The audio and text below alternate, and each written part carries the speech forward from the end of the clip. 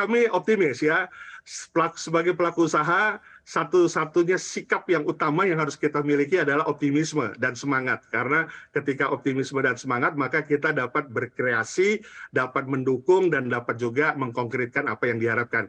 Kita berharap tentunya ada audiensi dengan Pak Menteri Perdagangan dalam waktu dekat ini, sehingga kami dapat memberikan masukan dan juga berbagai keadaan untuk bagaimana kebijakan ke depan untuk merecovery ini, mendirigenisasi supply chain ini, sehingga dari sektor hulu, sektor antara, dan sektor hilir dengan berbagai kementerian dan lembaga yang terkait, ini dapat berjalan seirama dan sepandang, sejalan untuk mencapai satu perbaikan. Baik, tadi Pak Roy bilang bisa memberikan masukan, kira-kira kebijakan apa yang perlu diambil pemerintah terkait masalah ini, Pak? Migor dan pangan. Ya, ada beberapa hal yang tentunya menjadi harapan kami, yaitu misalnya bagaimana supaya dibuat roadmap untuk supply chain ini, ya. Karena kita tidak inginkan terjadi berulang-ulang kembali, ya, kejadian di mana terjadi disparity harga atau terjadi ketidakkomitmennya baik sektor hulu, antara, sehingga kepada hilir kami menerima barangnya sudah mahal. Kan begitu. Jadi perlu ada roadmap supply chain-nya yang berkelanjutan, yang melalui audit supply chain, ya, yang memang sudah dikumandangkan oleh Pak Kemenko Marifest, bahwa memang audit supply chain itu menjadi hal yang baik dan penting. Kemudian yang kedua, bagaimana ada sistem alert.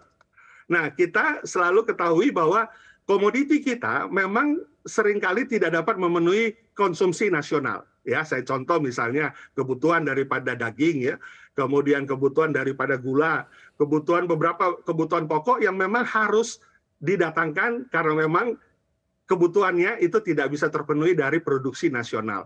Nah, bagaimana sistem alert ini dibangun? Bukan pada saat sudah minim, ya, sudah hampir tekor kalau dibilang dalam hal posisi stok atau inventory. Buffernya, sebelum buffer itu bagaimana alert itu bisa bekerja, sehingga alert ini menghidupkan semua yang berbagai kepentingan stakeholder, dalam hal ini kementerian dan lembaga terkait. Ya, kita tahu juga ada Badan Pangan Nasional saat ini, bagaimana sebelum titik buffer itu, alert itu sudah bisa dilakukan berbagai terobosan, berbagai hal yang berkaitan dengan penyediaan, ketersediaan barang. Karena ketersediaan barang menjadi hal yang penting pertama, dan yang kedua kestabilan harga.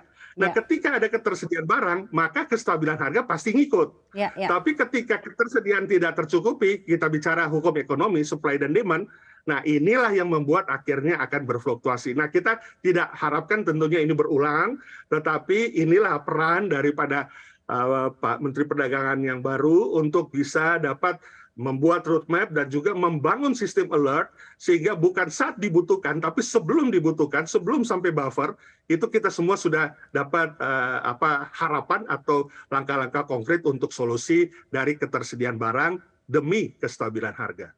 Baik, bicara soal kestabilan harga, Pak Roy, kira-kira nih apa saja yang harus dilakukan atau apa saja strategi yang bisa dilakukan untuk menjaga daya beli masyarakat ini? Iya, kalau kita bicara kestabilan harga dengan daya beli, satu hal yang berbeda. Kita tahu bahwa indeks penjualan real, ya, ada 3 indeks yang biasanya Aprindo selalu sampaikan ketika kita berdiskusi.